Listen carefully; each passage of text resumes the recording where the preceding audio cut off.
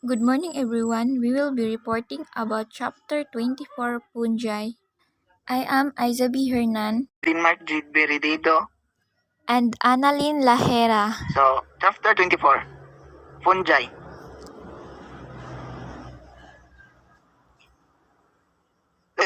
Being fungal cells contains a true nucleus and many membrane-bound organelles.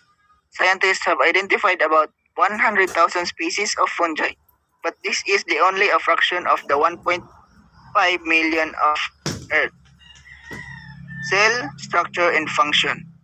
Fungal cells contain a membrane-bound cellular organization similar to that of eukaryotic cells. A few types of fungal cells have accessory genomic structures comparable to bacterial plasmids. Figure 24.2. Like plant cells, fungal cells have a thick cell wall. The rigid layers of fungal cell walls contain complex polysaccharides. Chitin gives structural strength to the cell walls of fungi. Growth.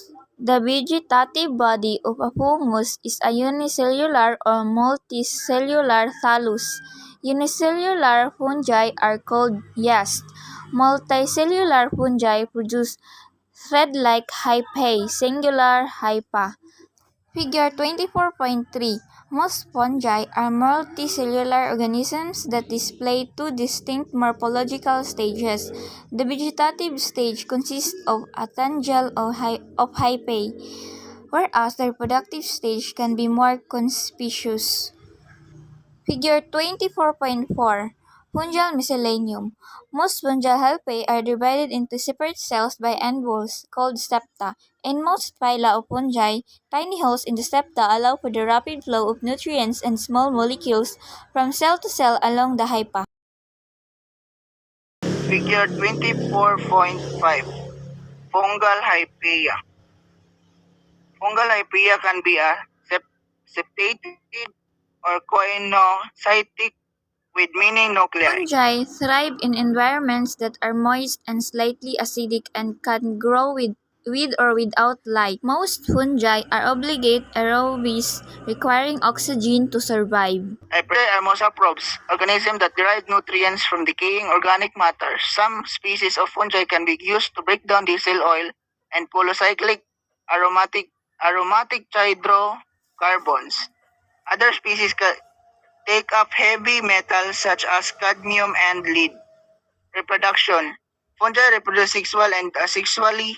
Perfect fungi reproduce both sexually and asexually, while the so-called imperfect fungi reproduce only asexually by mitosis. Figure 24.5.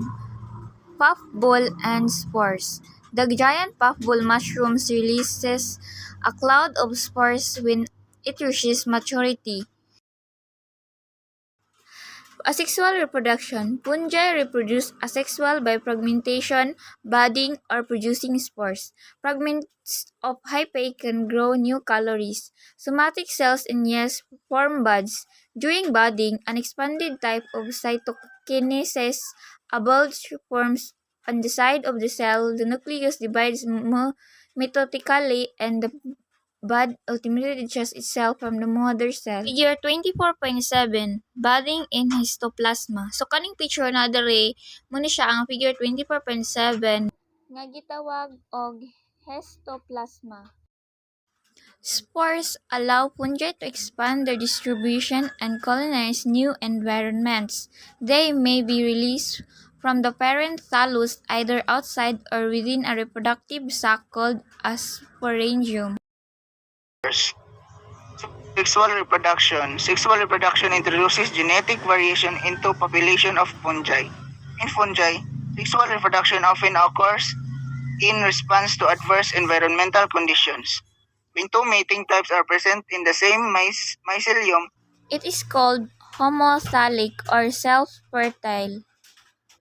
The five true phyla of fungi are the Cytridiomycota, Cytrids, the Zygomycota, conjugated fungi, the Ascomycota or sac fungi, the Basidiomycota, club fungi, and the recently described phylum Glomeromycota.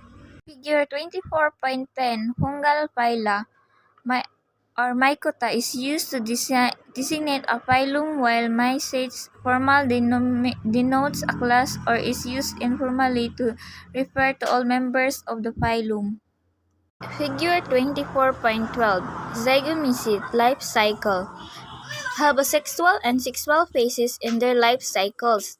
In a sexual phase, spores are produced from haploid sporangia by mitosis. In the sexual phase, plus and minus haploid mating types conjugate to form a heterokaryotic zygosporangium. Karyogamy then produce a diploid zygote. Diploid cells in the zygote undergo meiosis and germinate to form a haploid sporangium, which releases the next generation of haploid spores. Figure 24.13 Rhizopus spores. Asexual sporangia grow at the end of stalks, which appear as a white fuzz seen on the bread molds. So kani siya nga kanang klase sa fungi, makita ni siya sa kanang kuan kung mang molds bitaw ang bread dayon nay mag-itom-itom. The black tips of bread mold are spore-containing sporangia. Ascomycota, the sac fungi. The majority of known fungi belong to the phylum Ascomycota, which is characterized by the formation of ascus, a sac-like structure that contains haploid ascospores. Filamentous ascomycetes produce hyphae divided by perforated septa, allowing swimming of cytoplasm from one cell to another. Kani siya mo ni siya ang ascomycete life cycle. Na makita nimo di akong kuan unsa siya nga cycle. Figure 24.14 Ascomycete life cycle of an ascomycete is characterized by the production of during the sexual phase. In each ascus, the four nuclei produced by meiosis divided once mitotically for a total of 8 haploid ascospores. Kani siya nga figure kay figure 24.15 ascospores. The bright field light micrograph shows ascospores being released from asci in the fungus Talaromyces flavus. Kita ni siya ba sa mga inani nga type sa fungi kay makita siya gamit ang kanang microscope. Ini siya klase sa fungi kay fairy ring ang tawag. Figure 24.16 The fruiting bodies of a Basidomycete form a ring and a meadow, commonly called fairy ring. The best known fairy ring fungus has the scientific name Marasmius oredes. The body of this fungus is miscellaneum, is underground and grows outward in a circle. So kani siya kay kon siya kanang ina siya sa ilalom nga klase sa fungi tapos mutubo din siya paibabaw. Pagtubo na niya, na-form na siya og circle. As it grows, the mycelium depletes the soil of nitrogen, causing the mycelia to grow away from the center and leading to the fairy ring. Basidomycete life cycle has alternate generations with haploid and eukaryotic mycelia. Kani figure 24.18 Aspergillus niger is a sexually reproducing fungus commonly found as a food contaminant. So kung ma-contaminate na ang food, dito ni makita sa klase, dito ni siya makita nga klase sa fungi. Glomeromycota is newly established phylum that comprises about 230 species, of all which are involved in close association with the roots of trees. So kani siya klase sa fungi na siya sa ilalom sa trees makita. Ilalom sa trees, roots sa tree. Decomposers and Recyclers. The food web found would be incomplete without organisms that decompose organic matter. Kani siya, common na ni siya sa tuwa nga kaning fungi, kay makita natin ni siya nga gatubo siya sa kahoy. The ability of fungi to degrade many large and insoluble molecules is due to their mode of nutrition as seen earlier. Digestion in the substance of remain found to the outside of the fungal cell wall. Large molecules are broken down into small molecules. Kani siya nga klase sa fungi sa punuan siya sa kahoy magtubo. Then tungod ani nga fungi kay mamatay ang kahoy or makatubog yapon ni siya nga fungi pagpatay ang kahoy. Mycorrhizae are the fungal partners of a mutually beneficial symbiotic association that co-evolve between roots of vascular plants and fungi.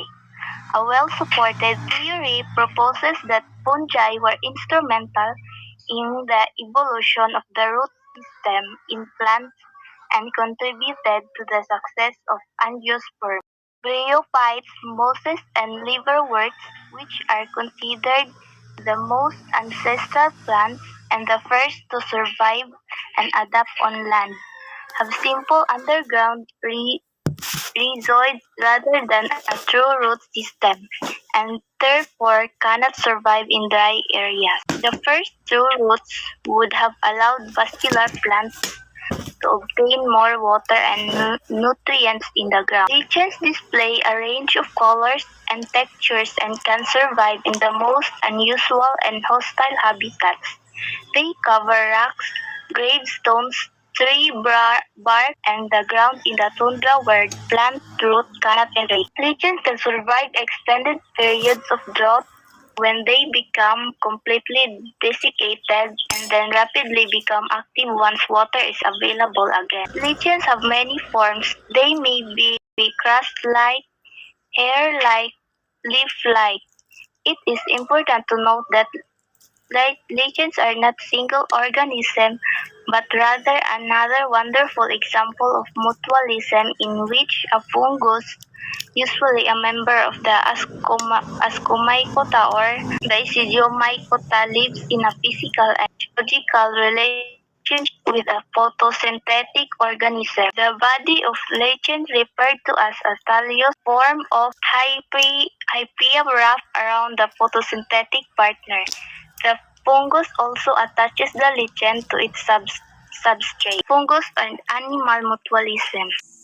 Fungi have evolved mutualisms with numerous insects in phylum Arthropoda, joint-legged, and vertebrates with a chitinous exoskeleton. Arthropods depend on the fungus for protection from predators and pathogens, while the fungus obtains nutrients and a way to disseminate spores into new environments. Fungivores. Animal dispersal is important for some fungi because an animal may carry fungal spores considerable distance from the source. Fungal spores are rarely completely degraded in the gastrointestinal tract of an animal, and many are able to germinate when they are passed in the feces. Some dung fungi actually require passage through the digestive system of herbivores to complete their life cycle. The parasitism describes a symbiotic relationship in which one member of the association benefits at the expense of the other. Both parasites and pathogens harm the host. However, pathogens cause disease, damage to host tissues or physiology, whereas parasites usually do not, but can cause serious damage and death by competition for nutrients or other resources. Commensalism occurs when one member benefits without affecting the other. Plant parasites and pathogens. Many plant pathogens are fungi that cause tissue decay and the eventual death of the host. In addition to destroying plant tissue directly, some plant pathogens spoil crops by producing potent toxins that can further damage and kill the host plant. Fungi are also responsible for food spoilage and the rotting of stored crops. Animal and human fungal parasites and pathogens. Fungi can affect animals, including humans, in several ways. A mycosis is a fungal disease that results from infection and direct damage due to the growth and infiltration of the fungus. Fungi attack animals directly by colonizing and destroying tissues. Mycotoxicosis is the poisoning of humans and other animals by foods contaminated by fungal toxins. Fungi that cause the superficial mycosis of the epidermis, hair, and nails rarely spread to the underlying tissue. These fungi are often misnamed dermatophytes from the Greek words dermis meaning skin and phyte meaning plant. Although they are not plants, dermatophytes are also called ringworms because of the red ring they cause on the skin. They secrete extracellular enzymes that break down keratin, causing conditions such as athlete's foot and jock itch. These conditions are usually treated with over-the-counter topical creams and powders and are easily cleared. More persistent superficial mycosis may require prescription oral medications. Dutch elm disease, which is caused by the fungus Opistoma olmi, is a particularly devastating type of fungal infections that destroys many native species of elm by infecting the tree's vascular system. Importance of fungi in human life. Fungi influence the well-being of human populations on a large scale because they are part of the nutrient cycle and ecosystem. The mycorrhizal relationship between fungi and plant roots is essential for the productivity of farmland. Without the fungal partners in root system, 80 to 90% of trees and grasses would not survive. We also eat some types of fungi. Mushrooms figure prominently in the human diet. Morels, shiitake mushrooms also eat some types of fungi. Mushrooms figure prominently in the human diet. The humble meadow mushrooms, Agaricus campestris, appears in many dishes. Many secondary metabolites of fungi are of great commercial importance. Antibiotics are naturally produced by fungi to kill or inhibit the growth of bacteria, limiting their competition in the natural environment.